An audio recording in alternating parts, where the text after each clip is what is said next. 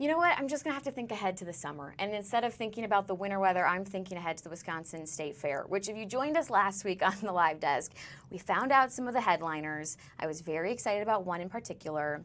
I'm a very big fan of For King and Country. They're coming August 10th, but we don't even have to wait to talk to them until August 10th. Joel Smallbone, half of For King and Country, joining us live on the live desk. Joel, thanks so much for taking the time to chat today. What a pleasure. And I loved, actually, I just caught your segment about the weather, and I'm here in Nashville, Tennessee. It's sunshine today, but we're having this weekend record snows, thanks to you guys. I think it's coming from you guys. And we're calling it the snowpocalypse. Yeah. So we feel your pain prematurely.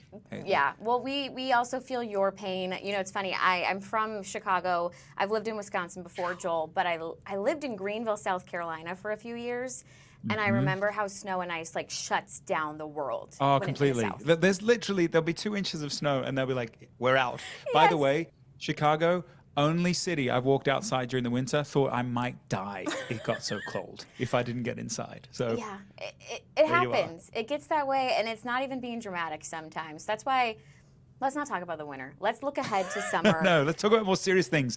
Wisconsin State Fair, Haley. Yes. Yours truly, the King and the Country, are coming August the 10th, right? I think that's the day. Yep. Hopefully the weather will have changed by then. And it's actually really exciting because that will be just on the precipice of us. We have taken about, at that point, it'll be a year and a half away from traveling. We did a few Christmas shows last year, but we've been working on a new album. We've been working on another feature-length film, a musical that we're going to production with shortly. But so we're going to, literally in July, the first show's back in a year and a half, and so we're gonna come rip roaring into the State Fair, and we cannot wait. Yes, I cannot wait for you guys to get here. I love For King and Country, but for any of our viewers who maybe have been unfortunate and have not heard of you guys before or gotten to listen to your music, tell us a little bit about you and your brother. Yes. Well, let's start with these wonky accents. I'm originally from Australia, but we live right here in Nashville, Tennessee now, y'all. So the accents are very confused. It's a duo. It's my younger brother and me, like you mentioned, Haley, and we've been a duo for a little over a decade now. And I sort of say it's just cinematic. It's very cinematic music. It's pop. It's a lot of harmonies. If you could take the harmonies of the Beatles, the sort of rock melodic elements of U2, and throw in a Cirque du Soleil show, you might end up with For King and Country. But it's a night for the whole family. There'll be some spectacle, there'll be some stories, there'll be some heart, some moments to just celebrate our humanity, to celebrate God, and can't think of a better place to do it than at the State Fair. So yes. Come one and come all. And grab your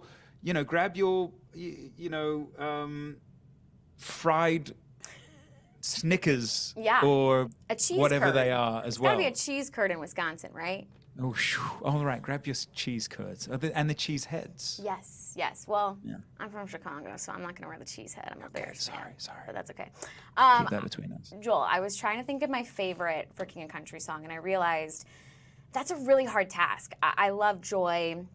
I love Fight on Fighter. What Are We Waiting For? Relate. Do you have a favorite song, or is that just as hard for you as well? It's difficult. I will say you referenced Fight on Fighter. I have a really soft spot in my heart for that song. And I'll give you a fun fact that I've not told many people, Haley, just for you. Keep it between us. Okay. That song was actually originally dedicated to my wife. And the original lyric was, "Do you know, Mariah, the spirit is alive inside you. Oh, I feel your fire. Darling, you were born to be a fighter, yeah." My wife's incredible, and she's such a powerful woman. And so I'd written it for her. And then in sort of the last moment, we shifted it to Fight on Fighter just to make it a bit of a story that would appeal to more folks. But to me, in my heart, it's a story, it's a song to my wife. And so as a result, I have a very soft spot in it. Yes. Oh, I love hearing that, actually. I include that song in a lot of playlists when my friends are going through something hard. I like to make them playlists, and I always find that to be super encouraging. But speaking of Mariah, I've actually interviewed the two of you when you guys were doing press for Journey to Bethlehem. That's Great right. movie. But since then, Unsung Hero came out, which is also such a good movie. You star in it. Kind of wrecked me. I was crying throughout because it's so moving. Tell me a little bit more about that film for anyone who hasn't seen it, because it really tells your family's story. That's right. Yeah. So I said we're from Australia. We moved over in the 90s. Luke and I, two of 7 kids, and our parents, a very courageous pair, they decided through a financial disgrace in Australia to take their 6 kids with 1 on the way and move literally halfway around the world because Dad had been offered a job opportunity right here in Nashville in the music industry.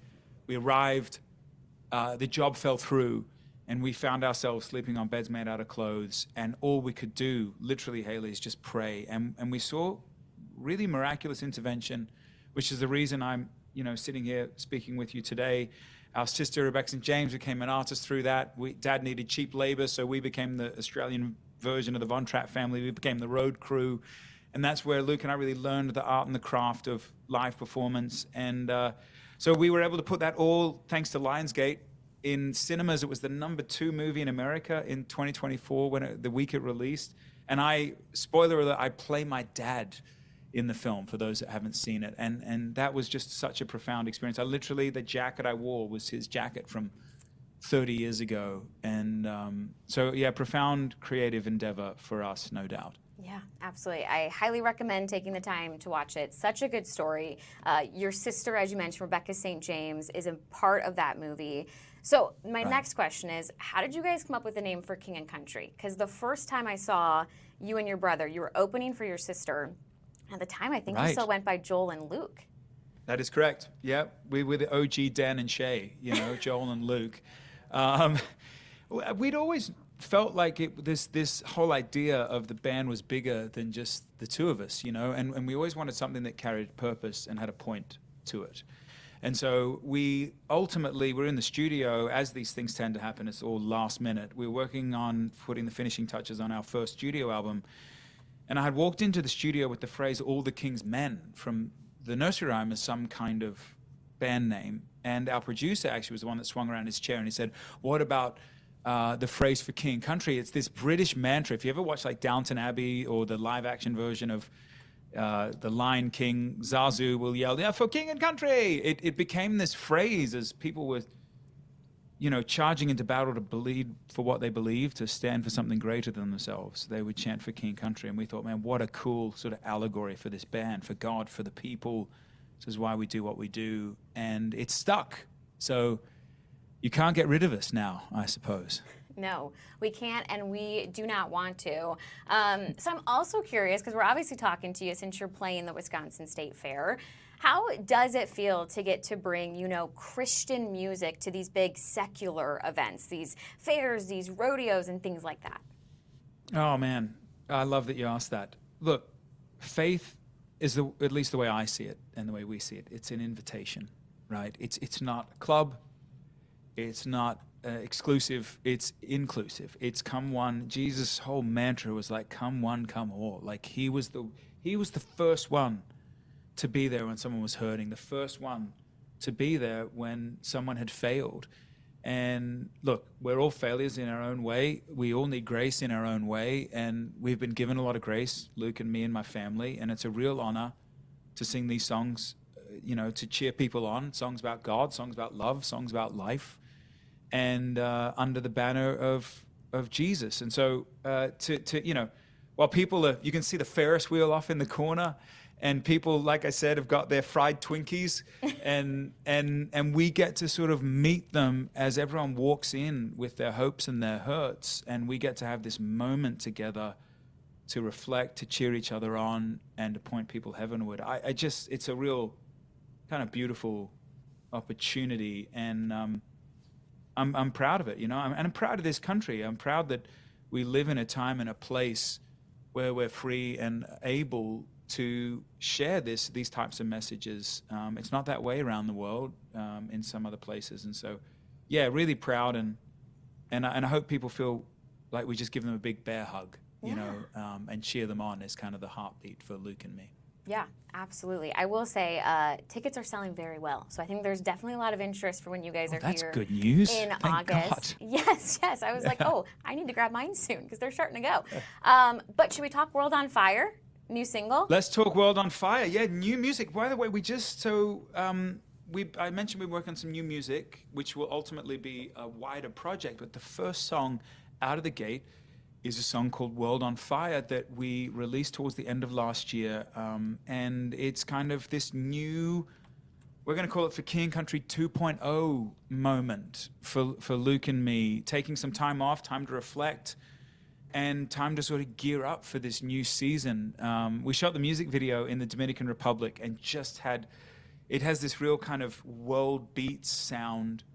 And so it's hopefully, once again, an invitation. But it also, what I'm really proud of, is the song speaks to what does it mean for your little light to shine? What does it mean for your world to be on fire in a world that feels like it's on fire?